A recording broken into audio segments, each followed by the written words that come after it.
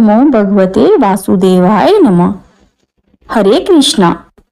पुरुषोत्तम मास, जिसे अधिक मास या मलमास भी कहा जाता है। 21वें अध्याय की कथा। हरि कहने लगे, हे नारद, फिर प्रतिमा को अग्नि द्वारा शुद्ध करके प्राण प्रतिष्ठा करें, अन्यथा मूर्ति धातु ही रहती है।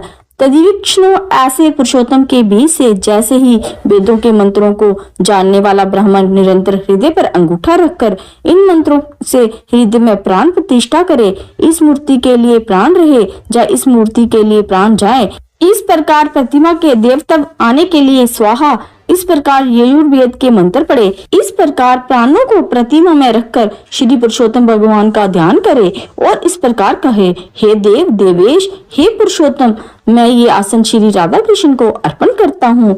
गंगा आदि सब तीर्थों से प्रार्थना करके मेरे द्वारा लाया हुआ ये जल सुख से स्पर्श करने योग्य है। भगवान पाद्य के लिए ग्रहण करो, ऐसा कहकर पाद्य देवे श्री गंगा जी से जल लाकर सुंदर कलश में रखे हुए इस गंगा जल का आचमन करिए, ऐसा कहकर आचमन अर्पण करें। फिर पंचामृत से स्नान करावें, फिर आचमन दें। सब कामनाओं की सिद्धि के लिए मैं ये 2 पीताम्बर भेंट कर रहा हूँ, इस प्रकार वस्त्र देकर आचमन करावें। हे नारद, इस संसार सागर से आप मेरी रक्षा करें, ऐसा कहकर अंगोष्ठा सहित ये यज्ञोपवीत ग्रहण करें, ऐसा कहकर यज्ञोपवीत अर्पण करें। हे श्रेष्ठ सुगंधित युक्त मनोहर दिव्य चंदन के विलेपन को प्रीति के लिए ग्रहण करें, ऐसा कहकर भगवान को चंदन लगावे। हे पुरुषोत्तम, शोभमान अक्षतों को ग्रहण करिए, ऐसा कहकर अक्षत चढ़ावें।